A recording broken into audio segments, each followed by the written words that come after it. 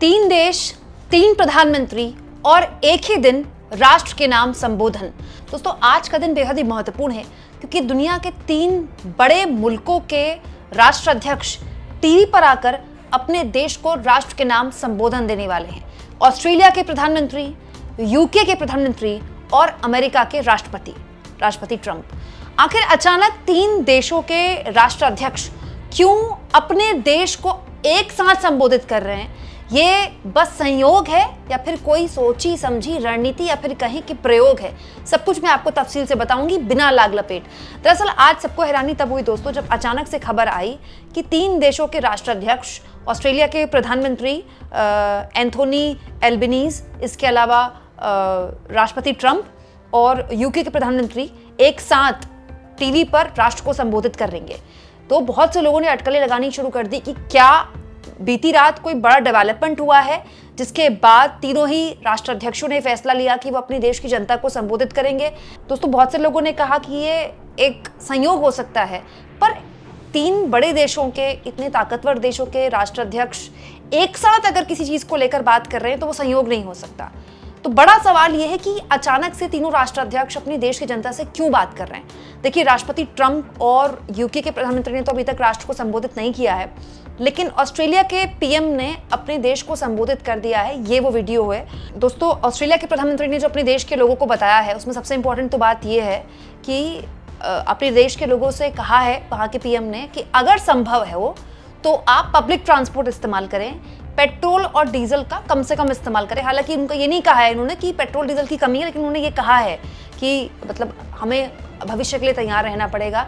Australia के PM ने साफ तौर पर कहा है कि जो हालात पैदा हुए हैं युद्ध से, उसके नतीजे आने वाले कुछ महीनों में देखने को मिल सकते हैं। अच्छा, एक और चीज़ मुझे इस वीडियो से पता चली दोस्तों ऑस्ट्रेलिया के पीएम की, वो ये है कि केवल हमारी ही सरकार ने एक्साइज ड्यूटी में कमी नहीं की है पेट्रोल डीजल में, बाकी देश की सरकारें भी कर रही हैं। ऑस्ट्रेलिया के पीएम ने भी ये जानकारी दी कि उनकी सरकार ने भी इस तरह का कदम उठाया है फ्यूल प्राइसेस को कम रखने के लिए। अगले 3 महीने तक वो कदम जारी रखे रहेंगे। इसके अलावा दोस्तों बड़े बड़े ट्रक्स जो खूब सारा सामान लेकर देश के इधर उधर अलग अलग हिस्सों में जाते हैं ना, खाने पीने का, फल सब्जियों जैसा सामान, जिनको हर हाल में सही जगह पहुंचना होता है ताकि लोगों को खाने पीने की समस्या ना हो, उन ट्रक्स को भी राहत दी गई है। हाँ, ये एक इंपॉर्टेंट चीज ऑस्ट्रेलिया के पीएम ने फर्टिलाइजर्स का जिक्र किया कि हमारी सरकार कोशिश करे कि पेट्रोल, डीजल और फर्टिलाइजर आपके पास वक्त पर पहुंचाया जाए। लेकिन यहाँ पर उन्होंने ये भी कहा कि हम ये मतलब कोई गारंटी नहीं दे सकते कि ये चीजें बेहतर कब होंगी, लेकिन जब तक होंगी तब तक हमें एकजुटता से इसको फेस करना है।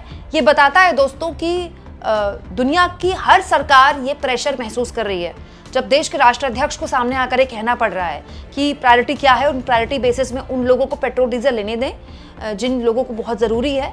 अगर आप ये कर सकते हैं तो गाड़ी पूल कर लीजिए या फिर पब्लिक ट्रांसपोर्ट में इस्तेमाल कर लीजिए। अपनी गाड़ी में पेट्रोल मत भरवाइए और उतना ही भरवाइए जितना आपको ज़रूरत है। पैनिक बाइंग मत कीजिए, ठीक है। इसके अलावा दोस्तों यूके के पीएम ने अभी तक राष्ट्र को संबोधित नहीं किया है और अमेरिका के पीएम भी राष्ट्र को संबोधित जल्द करेंगे।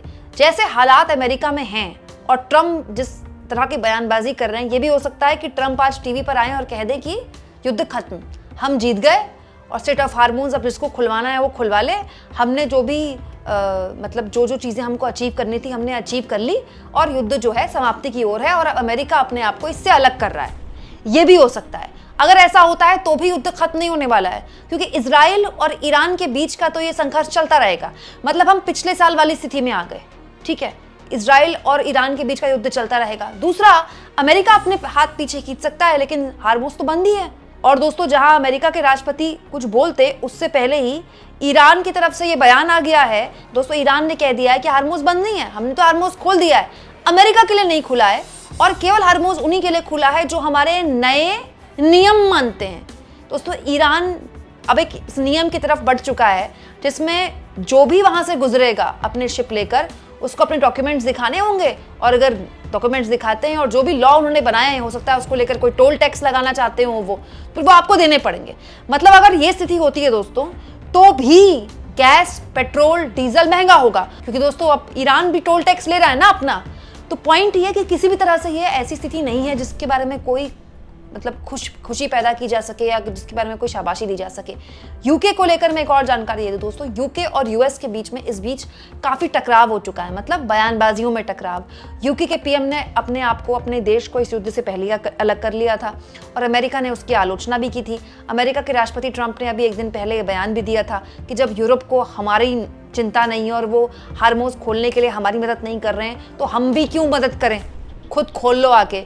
मार्को रूबियो ने बाकायदा बयान देना शुरू कर दिया है दोस्तों, स्टेट सेक्रेटरी ट्रम्प कैबिनेट के, कि जब नाटो हमारी मदद के लिए नहीं आया तो फिर हमें भी सोचना पड़ेगा कि हमारी जो इतनी फोर्सेस नाटो देशों में हैं वो क्यों, अमेरिकन फोर्सेस वहाँ पर क्यों रहें, हमें भी इसको लेकर कोई बड़ा फैसला लेना पड़ेगा।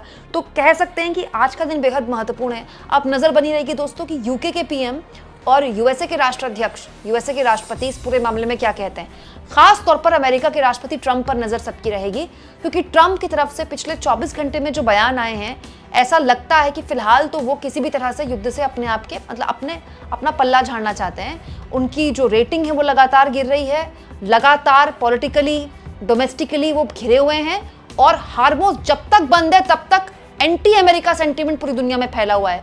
आज ही मैंने आपको एक खबर दिखाई कि कौन कौन से देशों ने अपना एयर स्पेस अमेरिका के लिए बंद कर दिया है। लेकिन दोस्तों, कहने वाले कह सकते हैं कि अमेरिका के लिए मुश्किलों भरे दिन है, लेकिन आप सोचिए ऑस्ट्रेलिया के पीएम अगर ये बात बोल रहे हो कि आने वाले कुछ महीनों तक इसके नतीजे हमें भुगतने पड़ सकते हैं, हमारे पीएम भी यही बात बोल रहे हैं, तो इसका मतलब आप सोचिए कि ये जो चिंता है, ये संकट है, कितना बड़ा है। दोस्तों, जब हार्मोज का जिक्र हो ही रहा है तो ईरान की तरफ से एक बयान आया है। ईरान के head of national security commission, Iran की पार्लियामेंट के, उनकी तरफ से ये बयान आया है कि आखिरकार ट्रंप ने अपना सपना अचीव कर लिया है रिजीम चेंज, पर रिजीम चेंज हुई है मैरीटाइम रिजीम चेंज। मतलब ट्रंप चाहते थे ईरान में रिजीम चेंज हो जाए, लेकिन हमने पानी में रिजीम चेंज कर दी। और वो पानी की रिजीम चेंज क्या है?